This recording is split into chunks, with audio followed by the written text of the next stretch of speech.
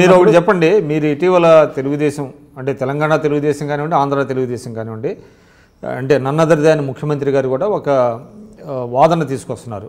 అంటే టీఆర్ఎస్ బీజేపీకి అంటే మద్దతుగా ఉన్నది, వాళ్ళ ట్రాప్లో పడ్డారు, they are playing into their hands అనే మాట ఒకటి మాట్లాడుతున్నారు. నిజంగా అదే జరిగితే ఎంఐఎం టీఆర్ఎస్ ఎందుకు పొత్తు పెట్టుకుంటుందండి? డెఫినెట్గా అండి. ఎంఐఎం మట్టుకు ఏందండి, ఎంఐఎం చూస్తలే ఉత్తరప్రదేశ్ ఎన్నికల్లో ఏం చేశారు వాళ్ళు. ఎంఐఎం కూడా ఇవాళ ఒక రకమైనటువంటి గేమ్ ఆడుతుంది.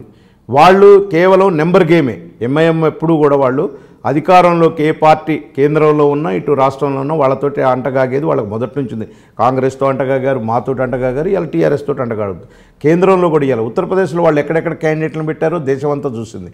వాళ్ళు ఏదో పక్కా వాళ్ళు కూడా బీజేపీకి అనుకూలంగా, వాళ్ళు బీజేపీ ఖచ్చితంగా అనుకూలంగా ఉన్నారు. ఏదో పక్కా స్టేట్మెంట్లు మన ఈయన బీజేపీ నాయకులు స్టేట్మెంట్లు ఇవ్వటం, వాళ్ళు స్టేట్మెంట్లు ఇచ్చుకోవటం తప్ప ఇది పైపైన చూడటానికి తప్ప ఖచ్చితంగా టీఆర్ఎస్ బీజేపీ ట్రాప్లో పడ్డది అంటానికి కారణం 3 అంశాలండి. ఇవాళ floor of the house Modi గారు ముఖ్యమంత్రి గారిని ప్రశంసిస్తారు, వాళ్ళ మంత్రులు వచ్చి ఇక్కడ బాగా చేస్తున్నారని చెప్తారు, అన్నీ జరుగుతాయి. రెండోది వీళ్ళు కూడా ఇవాళ నేను ఒక్కటే అడుగుతున్నానండి, 2 కుట్ర కోణాలు లేకపోతే ఇవాళ ఎలక్షన్ ముందస్తు ఎన్నికలకు కూడా కేంద్రంలో ఉన్నటువంటి మోడీ అమిత్ షా గారు పూర్తిగా సహకరించాలి. నిన్న అమిత్ షా గారు మళ్ళీ ప్రశ్న అడుగుతారు. ఈ జనానికి తెలియదండి. మీరు ఇవాళ కేంద్రంలో ఉన్నటువంటి వాళ్ళు ముందస్తు వస్తుంటే మీరే జమ్లింగ్కి ప్రతిపాదన పెట్టినటువంటి వాళ్ళు, జమ్లింగ్ వస్తే బాగుంటుందని ఈ ముఖ్యమంత్రి గారు కూడా ప్రజలకి ఆదా అవుతుంది, డబ్బులు ఆదా అవుతాయి, పనులన్నీ అయితే ఒకేసారి వస్తే బాగుంటుంది 5 సంవత్సరాల గవర్నమెంట్ అని చెప్పినటువంటి వాళ్ళు 3 నెలల ముందు పోతే ఇవాళ తెలంగాణ ప్రజల మీద 3,000 కోట్ల భారం పడుతుంది. అది కేసీఆర్కి తెలియదండి. ముందస్తు ఎందుకు వస్తున్నారో తెలుసు. ముందస్తులో భాగంగా ఒక రాజకీయ కుట్రకోణం కూడా జరిగింది.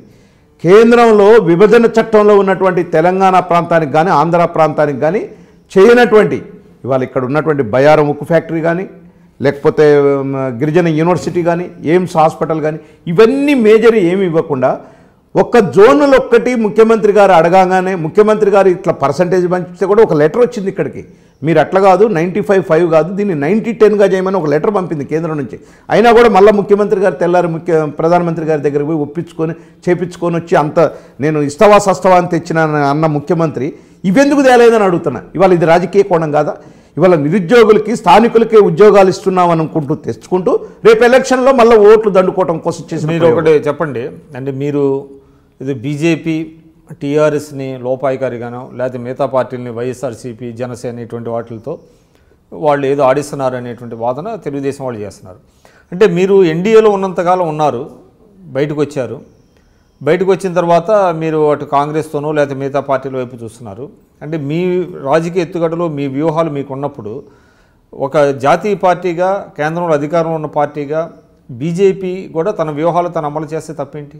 అదే నేనేమన్నా వాళ్ళు డైరెక్ట్గా ఉండమనండి. వైసీపీతో కానీ జనసేనతో కానీ డైరెక్ట్ పొత్తు పెట్టుకోండి. ఈ ప్రజాస్వామ్యంలో ఏ పార్టీతోటైనా ఇక్కడ కూడా టీఆర్ఎస్తో డైరెక్ట్ పొత్తు పెట్టుకోమని మాకేం అభ్యంతరం లేదు. కానీ 4 సంవత్సరాలు మేము అధికారంలో పాలు పంచుకుంటే బీజేపీ పార్టీ మమ్మల్ని మోసం చేసింది.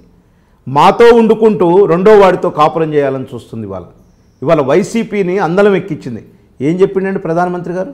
ఈ దేశంలో దోసుకున్నటువంటి డబ్బును మొత్తాన్ని కూడా తీసుకొస్తా అన్నాడు. ఎవరైతే అవినీతి పనులలో వాళ్ళందరినీ లోపల పెడతా అన్నాడు. ఏదండి ఇవాళ నేను చెప్తున్నా, ఈడీ కేసులు ఏవైతే ఉన్నాయో ప్రతిపక్ష నేత మీద ఎందుకు కేంద్రం ఈ రోజు వరకు చాలా ఈడీ కేసు ఎక్కడ ఫామ్ అయ్యేది? కేంద్రం ట్రిబ్యునల్ అపాయింట్ చేసినాక కావాలా? 4.5 సంవత్సరాల్లో మీరు ఎందుకు ట్రిబ్యునల్ అపాయింట్ చేయలేదండి? Number of questions is arising. ఇవాళ వాళ్ళు కేంద్రం చేయాల్సినటువంటి ఏమీ చేయలేదు. కాబట్టి మేము ఎందుకు ఈ 4 సంవత్సరాలంటే తెలుగు రాష్ట్రాలు 2 కూడా విడిపోయి ఉన్నాయి, ఆర్థికంగా ఇబ్బందుల్లో ఉన్నాయి. కేంద్రంలో ఆనాడు ఎలక్షన్ కన్నా ముందు కూడా అనుభవం ఉన్నటువంటి మా నాయకుడు కేంద్రంలో బీజేపీ అధికారంలోకి వస్తుంది, మోడీ గాలి ఉంది, ఖచ్చితంగా వాళ్ళతో కలిసి పనిచేస్తే రాష్ట్రాలు అభివృద్ధి చెందుతాయి అనుకున్నాడు. కానీ ఇంత హీనంగా రాజకీయ వెండట పెట్టుకొని వీళ్ళు ఈ రకంగా అక్కడ అధికారంలోకి రావాలా, ఇక్కడ అధికారంలోకి రావాలా, ఈ ప్రాంతీయ పార్టీలని యువత పార్టీలను బతకనీయకూడదనే ఏదైతే దురాశ వాళ్ళకుందో దాన్ని మేము గమనించేసరికి లేట్ అయిపోయింది. మేమే చెప్తున్నాం 4 సంవత్సరాలు చాలా సహనంగా ఉన్నాం.